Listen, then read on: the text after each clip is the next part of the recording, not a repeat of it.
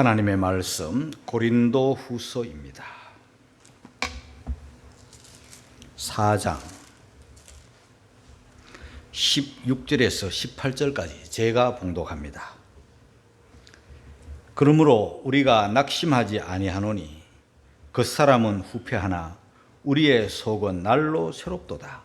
우리의 잠시 받는 환난에 경한 것이 지극히 크고 영원한 영광에 중한 것을 우리에게 이루게 함이니 우리의 돌아보는 것은 보이는 것이 아니요 보이지 않는 것이니 보이는 것은 잠깐이요 보이지 않는 것은 영원함이니라. 우리 성도들 위해 하나님의 크신 은혜가 함께 하시기를 주님의 이름으로 축복합니다. 햅쌀이 나왔어요. 가을이 되었습니다. 금년 가을, 금년 햅쌀은 더더욱 반가워요. 왜냐하니까 54일 동안이나 긴 지루한 장마가 있었어요. 햅쌀이 그 장마를 이기고 왔어요. 금년에는 유난스럽게 태풍들도 많이 지나갔어요. 그 모진 바람, 그 세찬 비바람을 다 이기고 대견스럽게도 우리에게 곡식을, 열매를 안겨다 주었습니다. 우리가 주식으로 삶는 쌀, 그 쌀 밑자는요, 그 심오한 뜻이 있는 말이에요. 8팔자의 가운데 그 10십자가 들어가 있어요. 이 무슨 말인가 하면 농부들이 그 한 톨의 쌀알을 얻기 위해서 그 논두렁길을 8번씩 10번, 그래서 88번이나 왔다 갔다 하면서 수고로이 땀을 흘렸기 때문에 우리에게 쌀알이 나오고 우리의 밥상에 밥이 오르는 거예요. 그래서 사람 나이 88세를 쌀 밑자를 써가지고 미수라 합니다. 여러분, 하나님은 곡식 한 알도 열매 하나도 사람의 나이 88세가 되어도 그냥 허투루 된 게 아니고 많은 환난과 많은 고난과 많은 역경을 지나면서 그렇게 인생이 되는 거예요. 전도서 7장 13절 14절 말씀은 우리에게 늘 감동이 되는 말씀이에요. 우리 한번 읽고 가겠습니다. 다 같이 시작. 하나님이 행하시는 일을 보라. 하나님이 굳게 하신 것을 누가 능히 굳게 하겠느냐. 형통한 날에는 기뻐하고 공고한 날에는 생각하라. 하나님이 이 두 가지를 병행하게 하사 사람으로 그 장래 일을 능히 헤아려 알지 못하게 하셨네. 우리가 살고 있는 이 지구는요, 하루에 한 번씩 자전을 합니다. 그래서 밤이 있고 또 낮이 있고 낮이 있고 밤이 됩니다. 그래서 이 하루가 모여서 한 달이 되고 또 한 달이 모여서 1년이 되고 그리고 낮과 밤이 계속 교차하는 가운데 우리의 일생이 만들어지는 거예요. 우리가 살고 있는 이 지구는 지축을 중심으로 해가지고 23도 기울어져 있습니다. 그 사람이 그렇게 한 게 아니에요. 하나님께서 하신 거예요. 그 지축이 23도 기울어져 있기 때문에 저와 여러분들은 봄이 있고 여름이 있고 가을이 있고 겨울이 있고 계절이 있는 거예요. 이런 낮과 밤, 이런 계절들이 다 모여서 저와 여러분의 인생이 만들어지는 거예요. 저와 여러분들이 살아가는 모든 삶 속에서 늘 순경만 있는 게 아니에요. 역경도 있고 늘 순풍만 있는 게 아니에요. 광풍도 있고 태풍도 있어요. 하나님은 낮과 밤 그리고 이 계절의 조화를 통해서 저와 여러분의 인생에 수를 놓고 계셔요. 우리들 생각에는 한 색깔로 쭉 만들어지면 좋겠지만 하나님은 아니에요. 다양한 색으로 다양한 모양의 그런 수를 아름답게 지금 놓고 만들어가고 계시는 거예요. 그 하나님이 하시는 이 일을 모르면, 형통과 공고를 병행하시는 이 하나님의 그 오묘한 뜻과 섭리와 하시는 일들을 우리가 모르게 되면은 하나님에 대해서 오해를 하게 되고 또 자기 생각을 너무 강하게 가지게 되면은 하나님이 하시는 일을 몰라가지고 시험 들기도 하고 낙심에 빠지기도 해요. 오늘 저의 설교의 제목이 낙심이에요. 사랑하는 성도 여러분, 이 말씀은 곧 낙심하지 말라는 말씀이 내포되어 있다는 것을 지혜로운 성도들은 깨닫기를 주님의 이름으로 축복합니다. 저는 요즘이야 뭐 기차 탈 일이 거의 없습니다. 그 옛날 시절을 돌아가 보면은요, 경북 영주라는 곳에서 서울 청량리까지 오는 데는 중앙선 열차를 타고 옵니다. 뭐 생활들이 여유가 없기 때문에 그때도 아마 좀 비싼 그런 열차가 있었지만 가장 저렴한 차를 타고 다녔던 기억이 납니다. 그러면 특히 이 중앙선은요, 그 굴이 많습니다. 그래서 철없을 때는요, 굴을 헤아려 봤습니다. 하나, 둘, 재미가 있어요. 그런데 아직까지도 저는 그 굴 수를 다 헤아릴 수 없습니다. 기억이 안 나요. 왜냐하면 너무 많아서. 그 몇 시간 동안 오는 길에 굴 헤아리다가 좋은 경치도 못 보고, 그리고 굴 숫자도 항상 올 때마다 다 틀려요. 어떨 때는 20몇 개 헤아리다가 잠들고, 어떨 때는 30몇 개 헤아리다가 잠들고, 그래서 숫자가 저에게는 일치하지 않아요. 그만큼 굴이 많은데 그 굴 중에는요, 아주 긴 굴이 있어요. 그 중령제를 넘어오는 그 중령 터널은요, 한 번 들어가면 나올 때까지 한참 걸려요. 시간만 많이 걸리는 게 아니에요. 깜깜함 속에서 창문 틈 사이로 들어오는 이 매캐한 굴 속에 그런 좋지 못한 공기들이 앞을 다 가려요. 기침을 하고 마스크를 쓰고 손으로 가리고, 그러면 또 중령제를 빠져나가면 그 소백산에 또 아름다운 풍광이 또 눈에 들어오게 돼요. 여러분, 우리 인생길도 마찬가지예요. 날마다 좋은 일만 있는 게 아니라 굴도 들어가게 되고, 굴도 보통 길이 아니라 중령제와 같은 그런 긴 터널을 지나가기도 하고, 내가 바라는 것은 꽃밭길만 걸었으면 좋겠는데 우리 인생길은 진흙탕길에 빠져가지고 애먹기도 하고, 모래밭에 빠지기도 하고, 가시덤불에 빠져가지고 힘들기도 하고, 그렇게 우리 인생이 지나가는 거예요. 그러나 그 안에는 하나님의 오묘한 뜻이 있다는 것을 여러분들이 알아야 됩니다. 낙심이 뭔가? 말 그대로 이 낙자는 떨어질 낙이, 떨어지는 거예요. 심자는 마음 심자예요. 마음이 떨어진다. 이 마음이 쉽게 그렇게 떨어지는 게 아니에요. 그런데 마음이 왜 떨어지는가? 많은 환난과 많은 역경과 많은 비바람에 마음이 계속 흔들려요. 흔들리고 또 흔들리고 흔들리고 또 흔들리고, 도저히 못 견디는 사람들이 떨어지는 거예요. 떨어지면 큰일 나잖아요. 하나님은 우리들에게 거듭거듭 말씀하세요. 마음을 강하게 하라. 마음을 극히 담대히 하라. 여러분, 이 마음이 강한 사람들, 하나님의 말씀으로 마음이 강해진 사람, 마음을 잘 지켜서 여러 가지 낙심할 일들이 오지만은 낙심하지 않고, 여러 가지 우울한 일들이 오지만은 우울에 빠지지 않고, 여러 가지 염려 근심거리가 우리에게 찾아오지만 염려 근심 걱정에 마음을 빼앗기지 않고, 마음을 잘 지켜서 마음을 강하게 하고 마음을 담대히 하는 사람들을 심력이 강하다, 그렇게 말해요. 이 심력이 강한 그런 여러분들이 되어서 뭐 말 한마디에 쓰러지거나 뭐 이런저런 시험거리에 흔들리거나 그렇게 하지 마시고, 아무쪼록 마음을 굳세게 하고 마음을 강하게 담대히 하는, 그래서 마음이 떨어지지 않는 여러분이 되기를 주의 이름으로 축복합니다. 이 성경 속에 이 히브리어로 낙심이라는 말은 마사스라는 말이에요. 마사스라는 말은 녹아내린다, 용해시킨다, 그런 말이에요.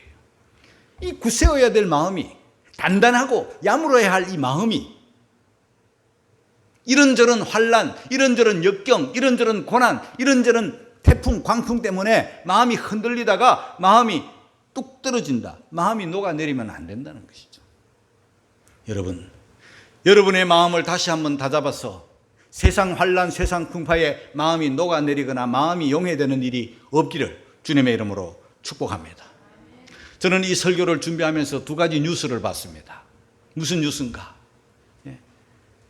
우리나라 사람들이 지금 쉬고 있는 사람이 많다는 뉴스예요. 뭐 하고 있나? 쉬고 있다, 쉬었다. 특히 젊은이들이 많이 쉬고 있다 그래요. 다시 말하면 일자리가 없다는 거예요. 젊어서 일할 수도 있고 일할 마음도 있는데 일자리가 없어요. 그래서 뭐 하고 있나? 지금 쉬고 있다는 사람들이 며칠 전 통계로 246만 2천 명이었어요. 저는요, 이 뉴스를 들을 때 마음이 아팠어요. 일할 나이에 일자리가 없어 쉬고 있다. 그리고 또 한 가지 뉴스는요, 우리나라에 자살률이 많다. 자살하는 사람이 최근에 많아졌다. 아픈 뉴스를 들었어요. OECD 국가, 이 OECD라고 하는 것은요, 세계 경제협력기구예요. 34개국이 회원국으로 있어요. 우리나라도 물론 그 회원국이에요. 34개국 회원국 중에 우리나라가 자살률 OECD 국가 중 1위. 참 놀랐어요. 충격적이었어요. 왜 이렇게 되었나? 더 놀라운 것은 이 1위 자리를 16년 동안이나 바뀌지 않고 있다는 거예요. 우리나라 대한민국이 왜 이렇게 되었나?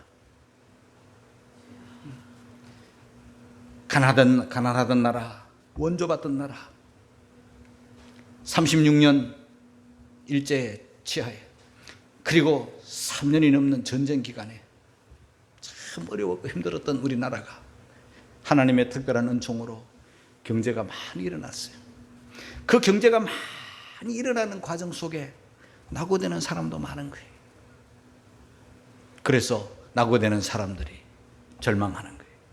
낙오되는 사람들이 마음이 녹아내리는 거예요. 낙오되는 사람들이 마음이 흔들리기 시작하더니 마음을 다잡지 못하고 이 거대한 절벽에 부닥쳐가지고 사람들이 생명을 끊어요. 특히 젊은 사람들이 20, 30대 자살률들이 크게 증가하고 있다는 이런 소식을 들을 때 마음이 참 아팠습니다.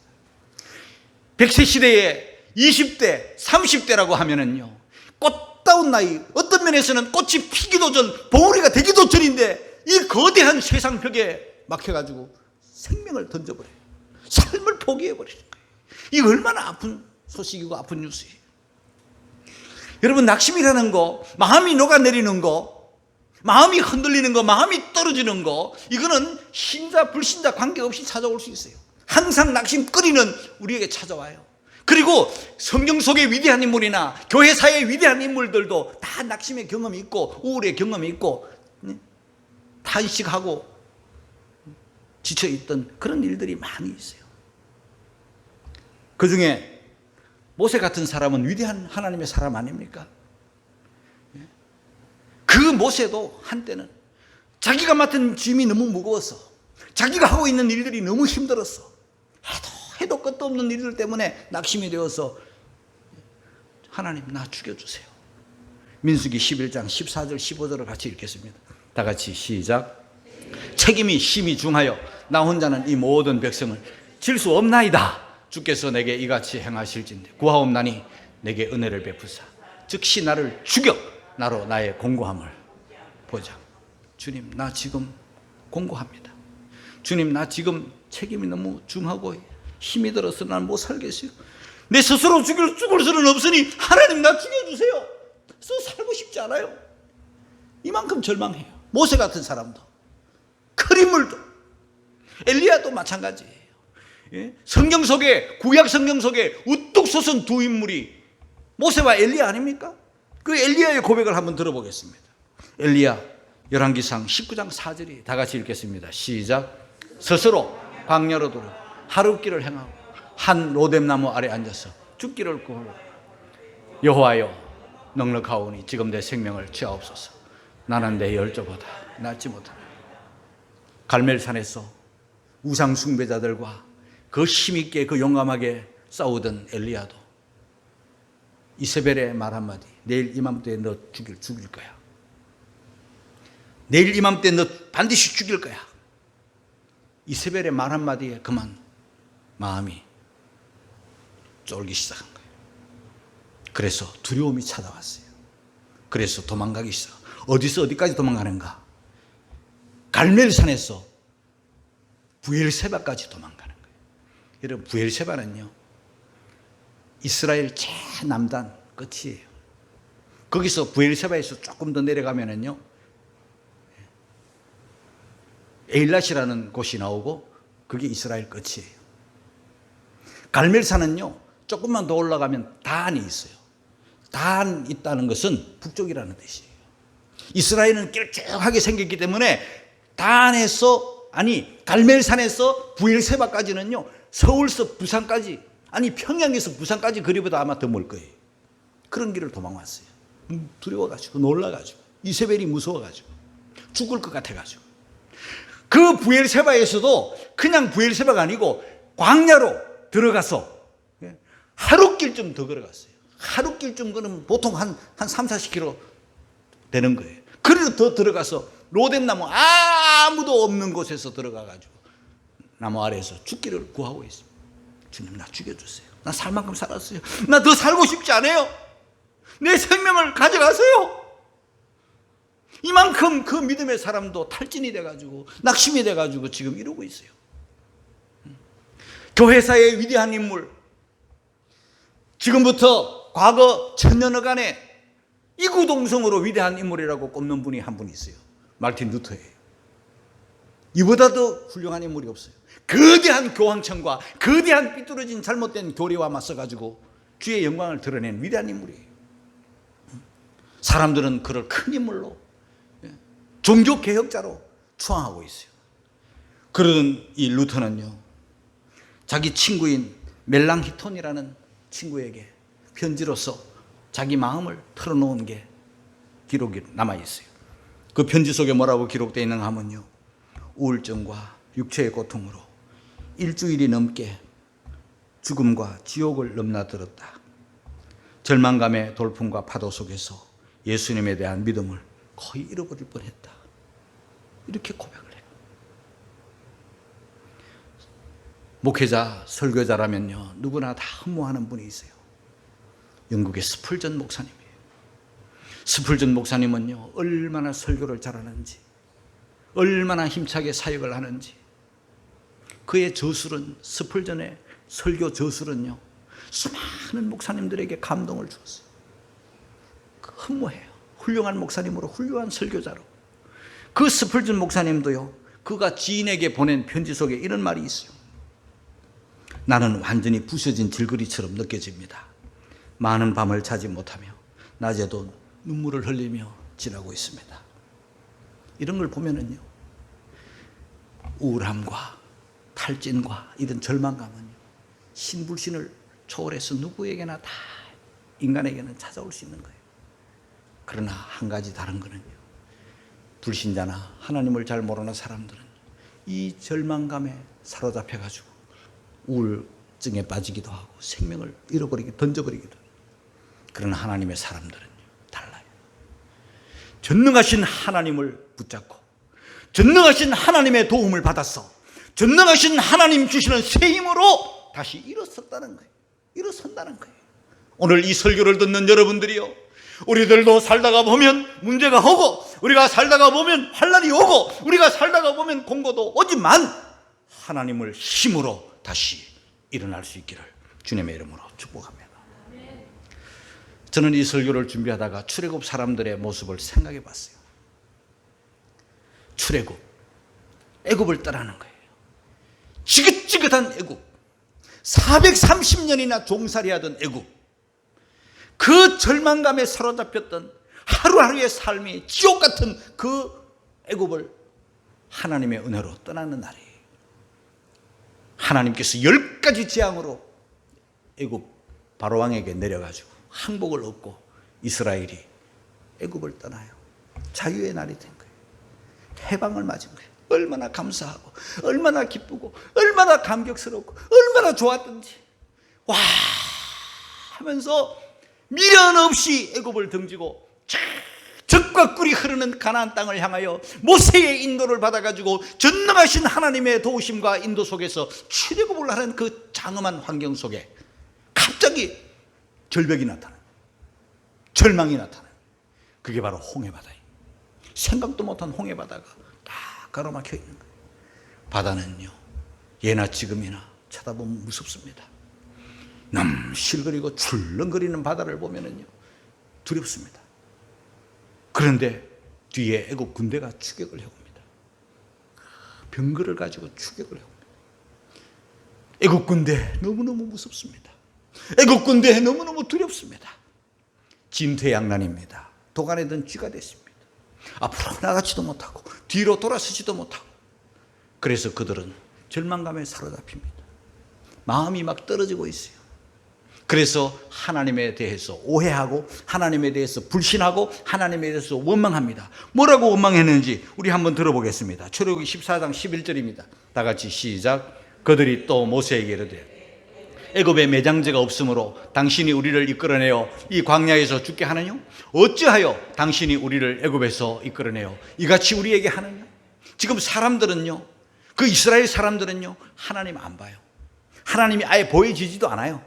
오직 보이는 것은 홍해, 오직 보이는 것은 애국 군대, 오직 보이는 것은 저 늙어 빠진 저 모세만 보이는 거예요. 왜 당신이 우리를 이곳으로 인도했냐?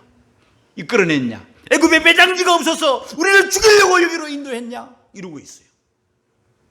그들이 하나님을 안 보는 거예요. 똑같은 상황, 똑같은 환경 속에서 하나님의 사람 모세는 달라요.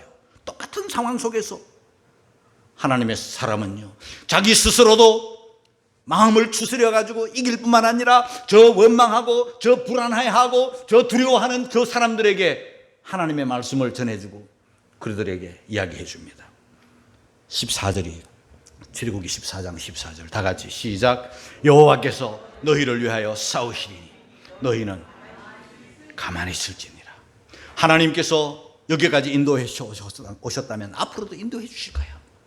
앞으로도 하나님께서 기적을 베풀어 주실 거야. 하나님이 대신 우리를 위해서 싸워 주실 거야. 제발 가만히 있어. 그리고 모세가 하나님께 기도했더니 전무후무한 기적이 일어나서 길 없던 길에 길이 생기는 거예요. 바다가 갈라지는 길이 생긴 거예요. 한 사람도 빠짐없이 다 건너갈 신비한 기적이 일어난 거예요. 사랑하는 성도 여러분, 무슨 차이입니까? 믿음 차이입니다. 세상을 바라보고 환경을 바라보면 염려 속에, 근심 속에, 걱정 속에, 두려움 속에 빠져서 절망하고 낙심하지만 하나님을 바라보면 새 길이, 산 길이, 기적의 길이 열린다는 것을 깨닫기를 주님의 이름으로 축복합니다. 마귀는요, 과거나 현재나 앞으로도 두 가지 방법으로 우리들을 흔들고 우리들을 넘어지게 할 거예요. 이 마귀의 정체를 알아야 됩니다. 첫 번째는 사람에게 바람을 자꾸 집어넣어가지고 가지고 있는 거, 세상적인 거, 물질적인 거, 이런 것에 대해 바람을 자꾸 넣어가지고 너 대단해, 너 잘났어 이러면서 교만을 한창 불어넣어서 하나님 앞에 망하게 하는 거예요. 그 다음에 이런저런 문제 속에서 낙심과 절망과 두려움과 이런 것을 자꾸 심어주어서 우리를 절망케 하고 우리를 낙심케 해가지고 우리를 넘어지게 하는 거예요. 그러므로 저와 여러분들은 교만해지지도 말고 낙심에 빠지지도 말고 언제나 하나님이 함께 하시는 은혜 속에서 마음을 다잡고 강하고 담대하게 승리하시기를 주님의 이름으로 축복합니다. 그렇다면 이제 답이 나오는 거예요. 왜 사람들은 낙심하고 왜 사람들은 절망하고 왜 사람들은 우울에 빠지나? 믿음이 없거나 믿음이 부족하기 때문에, 그리고 너무 사람과 세상을 바라보았기 때문에, 그리고 자기 생각, 자기 뜻과 이런 걸 고집해요. 요나 선지자가 그래요. 요나 선지자의 생각은요, 저 아수르 니느웨는 망해야 된다. 그런데 안 망하니까 하나님 앞에 신경질을 부리고 하나님 앞에 짜증을 부리고 화를 내고 그렇게 하는 거예요. 그러다가 절망에 빠져요. 요나서 4장 3절에 보니까 여호와의 원컨대 이제 내 생명을 취하소서. 사는 것보다 죽는 것이 내게 나음이니이다. 하나님을 모르고 하나님의 마음을 모르면 요나처럼 이렇게 되는 거예요. 그리고 너무 속히 열매를 속히 거두려고, 지금 심고 돌아서서 거두려고 하면요 안 되는 거예요. 선을 행하다가 우리가 낙심하지 말지니 피곤하지 아니하면 때가 이름에 거두리라. 여러분, 항상 때가 있어요. 거둘 때가 있어요. 오늘 심고 내일 거두르면 안 되잖아요. 거두는 것은요, 내가 심고 내 자식이 거둘 수도 있고요, 내가 심어 놓았는데 기도로 심고 사랑으로 심고 물질로 심고 다 심어 놓았는데 나는 여전히 힘들고 어려울 때가 있어요. 그러나 한번 심어놓은 것은 반드시 열매는 있어요. 그 누구라도 따먹을 수 있어요. 그러므로 여러분 너무 지나치게 이 땅에서 열매를 크게 기대하지 않기를 주님의 이름으로 축복합니다. 자, 여러분 저는 오늘 이 말씀의 핵심, 낙심하지 말아야 될 이유를 말씀 속에서 더 여러분들에게 찾아드리겠어요. 고린도후서 4장을 가만히 읽어보고 또 읽어보면요, 낙심하지 말라, 낙심하지 말지니 낙심하지 아니하노니라는 말씀이 낙심이라는 단어가 3번 나와요. 그걸 우리가 발견할 수 있어요. 고린도후서 4장 1절에서 첫 번째 나와. 한번 읽겠습니다. 다 같이 시작. 이러함으로 우리가 이 직분을 받아 긍휼하심을 입은 대로 낙심하자. 우리가 누구? 사도 바울을 포함한 복음 증거하는 주의 일꾼들이죠. 사도들. 낙심하지 않는다. 왜? 하나님으로부터 이 직분을 받았기 때문이다. 하나님의 긍휼하심을 입었기 때문이다. 하나님에 의해서 직분을 받았고 하나님의 긍휼하심을 입은 우리들이 이 하나님의 일을 하다가 자그마한 어려움이나 큰 어려움이 왔다고 우리가 낙심하면 되겠느냐? 낙심하지 않아. 두 번째는요, 고린도후서 4장 8절이 같이 읽겠습니다. 다 같이 시작. 우리가 사방으로 우겨삼을 당하여도 쌓이지 아니 답답한 일을 당하여도 낙심을. 우리가 복음을 증거하고 주님의 교회를 세우고 성도를 돌보는 이 거룩한 일을 감당함에 있어서 때로는 사방으로 우겨쌈을 당할, 동서남북 우겨쌈을 당했어요. 우겨쌈, 그래서 답답한 일을 당했어요. 큰일 났어요. 그런데 낙심하지 않는다. 이 무슨 뜻인가 하면요, 이거는 군대 용어, 전투 용어인데요, 사방으로 우겨쌈을 포위당했다 그 말이에요. 포위당했어요. 다 둘러보아도 적군이야. 살 길이 없어요. 우겨쌈을 당하고 답답해서 살 길이 없는 것 같으나 우리는 낙심하지 않아. 왜? 하나님의 길은 항상 열려 있다는 것을 믿었기 때문에. 할렐루야. 열왕기하 6장에 보면요, 엘리사를 잡으려고 이 아람이 군대가 와서 도단성을 포위하고 그렇게 했어요. 포위당했어요. 아침에 젊은 게하시가 사환이 일어나가지고 이 광경을 바라보니까 와, 놀라버린 거예요. 너무 두려운 거예요. 아, 이제 우리 죽었다. 다 둘러쌌나이다 하면서 벌벌벌벌 떨면서 두려워하면서 엘리사에게 보고를 합니다. 엘리사는 조금도 두려워하지 않아요. 그러면서 오히려 두려워하고 절망하고 불안해가지고 겁먹은 그 사환을 위해서 기도해 주는 거예요. 열왕기하 6장 17절이 다 같이 시작. 기도하여 가로되 여호와여 원컨대 저의 눈을 열어서 보게 하옵소서 하니 여호와께서 그 사환의 눈을 여시며 저가 보니 불말과 불병가가 산에 가득하여 엘리사를 무슨 말입니까? 이 종이, 이 사환이 눈을 열어가지고 그 아람 군대를 보았는데 이 눈은 무슨 눈인가? 사람의 눈, 육신의 눈, 평범한 눈이에요. 그런데 엘리사가 기도하니까 또 하나의 눈이 열렸어요. 이거는 하나님을 보는 눈, 믿음의 눈, 영안을 말하는 거예요. 여러분, 영안을 열면은요, 어떻습니까? 아람 군대가 보이는 게 아니라 우리를 도우려고 사방 팔방으로 진치고 계시는 하나님의 군대를 보는 거예요. 할렐루야. 왜 코로나만 보십니까? 왜 문제만 보십니까? 그러면 두려워하는 거예요. 그러면 염려에 빠지는 거예요. 저와 여러분들은 언제나 앞으로나 마찬가지로 하나님 바라보시기를 주님의 이름으로 축복합니다. 그 세 번째 낙심이라는 단어가 오늘 본문 속에 16절에 있어요. 고린도후서 4장 16절에. 다 같이 시작. 그러므로 우리가 낙심하지 아니하노니 그 사람은 후패하나 우리의 속은. 제가요, 이 16절, 17절, 18절 이 3절을 가져온 이유가 있어요. 16절에서 낙심하지 아니하노니 그 이유 하나, 17절에서 낙심하지 않는 두 번째 이유, 세 번째로 또 낙심하지 않는 이유 세 가지 나와 있기 때문이에요. 자, 그러면 16절에서 우리에게 말씀하고 있죠. 낙심하지 않는 이유. 우리 16절 한 번 더 읽어보겠습니다. 시작. 그러므로 우리가 낙심하지 않아. 그 사람은 후패하나 우리의 속은. 그 사람은요, 우리 지금 몸을 말해요. 우리 껍데기를 말해요. 이 껍데기는요, 어떻습니까, 여러분? 우리가 너무 잘 알잖아요. 젊었을 때 잠깐 아름답다가 건강하다가 나이 들면요, 아픈 데가 많아지고 병들고 자꾸 낡아지고 쭈그레지고 노쇠해지고, 예?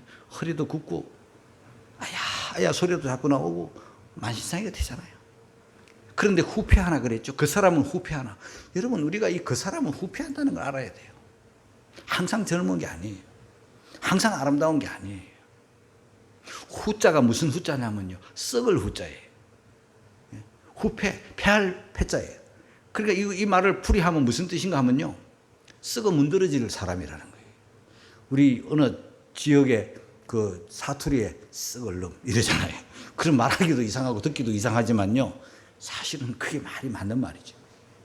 우리 몸은요, 제가 이렇게 팔팔하게 이래서요, 언젠가는 저도 썩을, 그렇잖아요. 그러니까 우리 껍데기에 너무 치중하지 말자는 거예요. 예? 이것은 살다가 보면 이래 문드러지고 저래 문드러지다가 가지만요, 우리의 속 사람은 뭐예요? 우리 영혼이에요. 환난과 풍파 속에서도 그 사람은 점점 쇠하고 시들고 썩어지지만요, 우리의 속 사람은요, 우리의 영혼은요, 이 환난 이런 것 때문에 오히려 하나님을 더 사랑하고 믿음이 더 강해지고 우리의 속 사람은 더 강건해진다는 그 깨닫기를 주의 이름으로 축원합니다.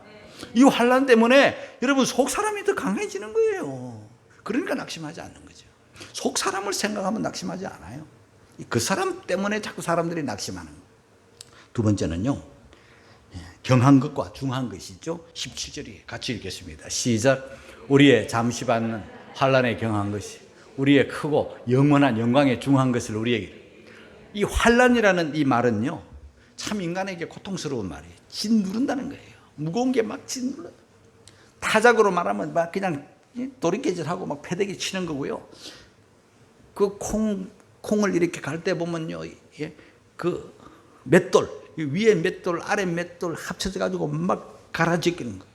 그러면 괴롭잖아요. 막 부셔지고 힘들잖아요. 고통스러운 거예요. 이 환난이에요. 그런데 그 환난 앞에 뭐가 있어요? 잠시 받는 환난. 환난 뒤에 뭐가 있어요? 경한 것. 여러분, 저와 여러분이 환난을 받을 때 이게 굉장히 무거워 보이고 중요해 보이지만요, 알고 보면 잠시고 알고 보면 경한 것이. 그러니까 잠시고 경한 것, 그것만 바라보지 말고 영원한 영광, 그 중한 것을 바라보는 그런 여러분들이 되시기를 주의 이름으로 축원합니다. 왜 낙심하는가? 너무 껍데기만 바라보고 너무 환난 잠시 있는 것만 바라봤어요. 영원 천국에 비하면요, 이건 아무것도 아니에요. 왜 아무것도 아닌 작은 것에, 왜 잠시 있는 것에 그렇게 염려하십니까? 그 다음 세 번째는요, 보이는 것 보이지 않는 것. 18절입니다. 다 같이 시작. 우리의 돌아보는 것은 보이는 것, 보이지 않는 것이, 보이는 것은 잠깐이요, 보이지 않는 것은. 사람 눈이 있다고요, 보이는 것만 보고 보이는 게 전부라고 생각하면요, 큰 착각이에요. 보이지 않는 게요, 더 많고 보이지 않는 게 더 중하다는 거 우리 다 알고 있잖아요. 우리 육신은 보여요. 우리 영혼은 안 보이잖아요. 우리의 몸은 보이지만 우리의 정신이 안 보여요. 여러분 한번 물어볼게요. 여러분 정신 있어요, 없어요? 정신이 있죠. 여러분 정신 나간 사람 보세요. 거리에 미쳐가지고 막 돌아다니잖아요. 정신 나갔기 때문이죠. 우리가 지금 정신이 있기 때문에 지금 정신 차려가지고 지금 예배를 드리잖아요. 그런데 여러분, 우리의 몸보다 우리의 정신이 더 중요해요. 정신이 잘못되면 큰일 나잖아요. 우리의 몸보다 우리의 영혼이 더 중요하죠. 우리의 그 사람보다 우리의 속, 안 보이는 속이 더 중요하다는 거예요. 그리고요, 전선은 보이지만 전류가 안 보이잖아요. 우리가 마시는 호흡, 숨 쉴 때 이 공기, 산소 안 보이잖아요. 텔레비전은 보지만 이 전파는 안 보이잖아요. 천국은 있지만 천국은 안 보이는 거예요. 하나님은 계시지만 하나님은 육으로는 볼 수 없는 분이시잖아요. 그러니까 왜 눈만 보이는 것만 추구하냐? 보이는 것은 이거요, 잠깐이에요. 보이지 않는 거, 천국 영원한 거예요. 하나님 영원한 분이에요. 우리의 영혼 영원한 거예요. 보이지 않는 것을 소망하면 여러분, 이 보이는 것 때문에 낙심하지 않는다, 그 말이에요. 그러면 여러분, 낙심 퇴치법이 있죠? 낙심을 물리쳐야 될 거 아니에요. 낙심이 올 때, 절망이 올 때, 탈진이 올 때 우리가 물리쳐야 되잖아요. 그 물리치는 거 첫 번째는요, 기도예요. 기도. 자, 야고보서 5장 13절입니다. 다 같이 시작. 너희 중에 고난 자. 저는 목사님 또 기도하라. 목사님은 맨날 기도만 하래. 목사님이니까 그렇지. 아니에요, 여러분. 성경이 여러분이 말이에요. 설교자가 되어서 이 자리에 한번 서보세요. 여러분이 한번 설교해 보세요. 여러분이 성경을 연구해보고 여러분이 한번 그 낙심 퇴치법을 한번 연구해 보시라니까요. 여러분도 똑같이 하실 거예요. 기도하면 됩니다. 기도가 답이에요. 하나님께서 말씀하셨어요. 기도가 답이다. 왜 기도가 답이냐? 여러분, 기도하면요, 왜 나에게 이런 문제가 왔는지 알 수 있는 지혜가 생겨요. 하나님의 뜻을 분별해요. 왜 기도가 답이냐? 기도하면요, 하나님의 전능하신 하나님의 힘이 나에게 기도하는 나를 통해서 막 공급이 돼가 이길 수 있는 거예요. 할렐루야. 그래서 성경 속의 위대한 인물들은요, 환난이 없이 고난이 없이 뭐 이런 사람들이 아니고 다 기도해서 그 문제를 극복한 사람이고 기도해서 그 문제를 이긴 사람들의 기록이 성경이에요. 할렐루야. 그래서 기도하라는 거예요. 또 한 가지 해답은요, 기다려야 돼요. 하나님의 때까지 기다려야 돼요. 시편 40편 1절이네요. 같이 읽겠습니다. 시작. 내가 여호와를 기다리고 귀를 기울이사 나의 불을. 나는 기도할 책임이 있고 하나님은 응답할 책임이 있으니 그 사이에 내가 필요한 게 뭐냐면 하나님의 응답의 때까지 나는 기도하면서 기다리는 거예요. 조금 오래 기다릴 수도 있어요. 내 생각하고 안 맞을 때. 나는 지금 당장 주시면 좋겠지만은 하나님은 조금 더 기다려라. 기다렸더니 와, 어떤 결과가 왔습니까? 2절 3절입니다. 다 같이 시작. 나를 기가 막힐 웅덩이와 수렁에서 끌어올리시고 내 발을 반석 위에 두사 내 걸음을 견고케 하셨다. 새 노래 곧 우리 하나님께 올려 찬송을 내비려. 기가 막힐 웅덩이, 기가 막힐 수렁에 빠져 있었는데 내 힘으로는 어찌할 수 없는데 힘을 쓰면 쓸수록 더 빠져들어가는 게 수렁인데 기도했더니 기다렸더니 또 기다렸더니 하나님께서 나를 끌어올리시고 나를 반석 위에 두셔서 찬송하는 사람이 되게 했다, 그런 뜻이에요. 할렐루야. 사랑하는 성도 여러분, 낙심할 일은 항상 옵니다. 낮과 밤이 있듯이 사계절이 있듯이 순풍 역풍. 그러나 저와 여러분들 오늘 이 말씀을 듣고 어떤 경우라도 저와 여러분들은 낙심하지 않기를 주의 이름으로 축원합니다. 그냥 마냥 두려움 속에 여러분들 맡기지 마시고 심력을 강하게 하는, 그래서 마음을 강하게 하고 마음을 극히 담대히 하고 전능하신 하나님을 믿는 믿음을 삶 속에 나타내시기를 주님의 이름으로 축원합니다.